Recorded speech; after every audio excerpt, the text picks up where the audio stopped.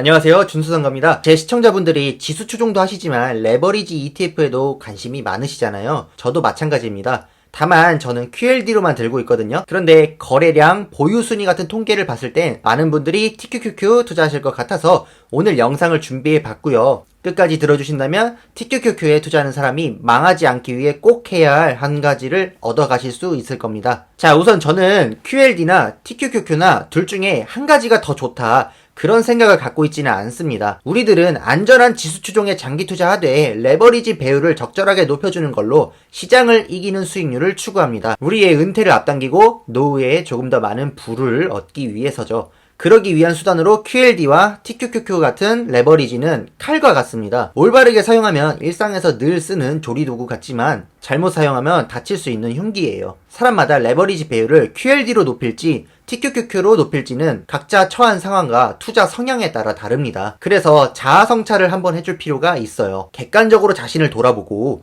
적합한 레버리지 배율로 올려주면 끝입니다. 간단한 만큼 이건 상당히 해볼 만한 투자죠. 그냥 QQQ 100%로 레버리지 1배 추구하기보다 살짝 섞어서 1.1배로 만들어주는 게 그렇게 위험할까요? 같은 지수를 추종하기 때문에 같은 기간을 버텼을 때 레버리지를 쓴 쪽이 보상이 더 큽니다. 이건 배율이 높아질수록 복리 때문에 차이가 어마어마하게 벌어지죠. 자, 여기까지는 다들 동의하시는 내용일 겁니다. 그렇지만 레버리지 ETF에 투자하다가 망하는 경우가 있다면 어떤 경우일까요? 그건 욕심이 지나쳐서 과도한 레버리지를 추구했을 때입니다. 버티면 복구되는 조정과 하락에도 공포에 질려 도망가고 버티면 안 될 폭락 속에서도 존버하면 된다고 들어 눕다가 알고 보니 그게 리만 브라더스급 하락이면 TQQQ는 마이너스 99%가 가능하죠. 아니, 그러면 나보고 어쩌라는 거냐, 그렇게 생각할 수가 있어요. 그런데 저는 겁주려고 하는 게 아니고 대안을 제시해 드릴 테니까 끝까지 들어주세요. 만약에 50대 시청자분께서 TQQQ 몰빵하고 무작정 가자 외치면 정말 곤란해요. 남겨진 시간이 적어서 급한 건 알겠는데 이건 뒤가 없잖아요. 그런데 만약에 그분이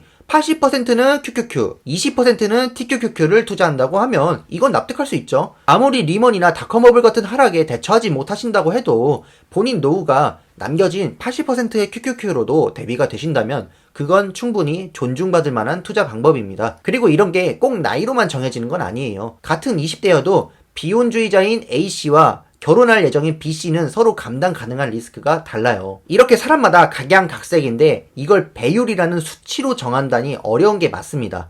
그래도 개별주에 투자하는 것보다는 지수 추종에 투자하는 게 쉽고 성공률이 높은 투자라고 생각을 합니다. 아무튼 지수 추종에 레버리지를 쓸 때는 자신의 상황을 객관적으로 바라보는 게 가장 중요한데 이거는 개개인마다 자기 객관화가 잘 되는 사람이 있고 아닌 사람이 있어요. 언젠가 제가 라이브로 시청자분의 사연을 듣고 소통이나 상담하는 컨텐츠를 할 때 저라도 괜찮다면 조언을 해드릴 수도 있겠지만 지금은 제가 그렇게까지 하기는 어려우니까 자기 객관화를 잘하든 못하든 상관없이 누구나 이것만 지키면 안정적으로 레버리지 ETF 장기 투자할 수 있는 방법을 지금 알려드릴게요. 그 방법은 바로 리밸런싱입니다. 아니, 이거 얘기하려고 앞에서 그렇게나 떠들었냐 하실 수도 있는데 이거 진짜 중요해요. 특히 TQQQ 투자하시는 분들은 리밸런싱을 안 하고 장기 투자, 장기 보유한다, 언제 한번 크게 다칠 수 있어요.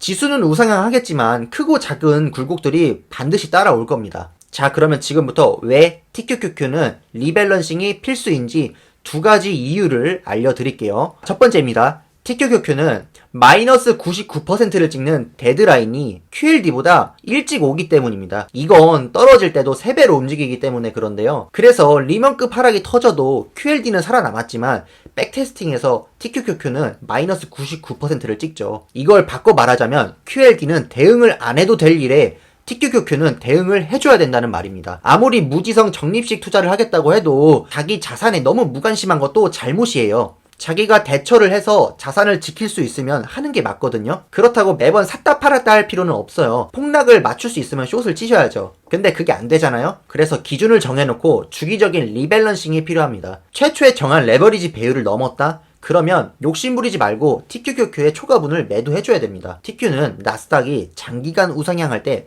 장기 보유한다면 포트폴리오 내의 비중이 급격히 커지게 될 겁니다. 그럴수록 관리를 안 하잖아요? 그러면 포트폴리오 내의 레버리지 배율도 3을 향해서 오르게 됩니다. 그러면 안정성은 떨어지고 처음에 감당할 수 있다고 믿었던 배율을 넘어버리죠. 그러다가 경제 위기가 오면 바닥이 어딘지도 모르고 그동안 계속 우상향만 겪었으니 나갈 생각도 못하고 큰 손실을 입을 확률이 높다는 겁니다. 자, TQQQ가 리밸런싱을 해야 되는 두 번째 이유입니다. 어떤 일을 하더라도 장점을 극대화하고 단점을 최소화해야 합니다. 그렇다면 TQ가 가진 장점은 무엇이 있을까요? 그건 적은 비중으로도 포트폴리오의 레버리지 배율을 끌어올린다는 겁니다. 만약에 여러분이 우상향을 믿다 보니 바닥을 몰라서 가만히 존버하다가 데드라인을 지났어요. 대응을 못해서 내 TQ는 마이너스 99%를 찍었습니다. 그래도 괜찮습니다. 리밸런싱을 꾸준히 해온 사람은 걱정이 없어요. 영상 초반에 50대 시청자분의 QQQ 80%, TQ 20%를 예로 들었잖아요. 그분이 대응을 못해서 20%를 날려도 괜찮아요. 남은 80%로 그 역사적 저점에서 다시 투자할 수도 있겠죠. 높은 비중의 QLD로 레버리지 배율을 높인 사람은 대응을 아예 안 할 수도 있겠지만 최악의 상황에서는 그냥 할 게 없어요. 그러나 적은 비중의 TQ로 레버리지 배율을 높인 사람은 최악의 상황에도 남겨놓은 자산으로 유연한 대응이 가능한 겁니다. 이게 장점을 살리는 거죠. 그래서 TQQQ를 매수했으면 무작정 안 파는 게 장기 투자라고 생각하지는 않아요. 비중 조절을 하더라도 포트폴리오 내에서 장기간 포함되어 있다면 저는 장기 투자라고 생각을 합니다. 오히려 리스크를 제대로 이해하고 관리한다는 게 칭찬받을 일인 거죠. 자, 여기까지 TQQQ 투자자가 리밸런싱을 꼭 해야 되는 이유에 대해서 알아보았습니다. 자신이 가진 종목의 특징을 이해하고 장점을 살려서 투자하시길 바랍니다. 다만 여러분이 언젠가 100억대의 부자가 될 수 있다고 믿는다면 운용 규모가 커지는 것도 한번 고려해보세요. 지금은 별거 아닌 것 같아도 리밸런싱을 할 때마다 부과되는 세금이 복리를 저해해야 할 가능성도 있거든요. 향후 미국처럼 국내에서도 해외 주식 양도소득세를 인상할 수도 있고요. 안 그래도 기본소득이 논의되는 이 세상에 세금 인상은 필연적이라고 보고요. 2023년에 국내에서 원천 징수가 시행될 수 있다는 얘기도 들었는데 이게 매도할 때 세금을 먼저 떼가는 제도거든요. 이건 확실히 복리 효과를 낮춥니다. 내가 100주 매도하자마자 다시 죽을 건데 세금을 떼어가는 바람에 즉시 매수해도 80주밖에 못 사는 거예요. 아무튼 각자 처한 상황과 투자 성향에 맞춰서 TQQQ를 투자하시기 바랍니다. 최근 10년 동안 나스닥이 엄청난 상승세를 보여줬는데 그 이전 100년 동안은 미국 주식시장의 적정 레버리지 배율은 2배 정도입니다. 이걸 신경 써서 레버리지 배율을 조절해 주시고요. 화분에 물 주는 정도의 관심은 가지면서 리밸런싱 잊지 마시고 TQQQ에 투자하셨으면 좋겠습니다. 저는 시청자분들과 오랫동안 함께 살아남는 게 중요하니까요. 혹시나 레버리지 ETF를 잘못 이해해서 피해를 보시는 분들이 계실까봐 오늘 이렇게 영상으로 준비했습니다. 아무래도 제 구독자분들이 벌써 1000명 가까이 됐는데 지나친 레버리지 투자를 부추기는 게 아닌가 생각해보면 책임감을 느낍니다. 그래서 오늘은 데드라인과 장단점을 고려해서 TQQQ 리밸런싱 하시라는 말씀을 드렸고요. 오늘도 끝까지 시청해주셔서 정말 감사합니다.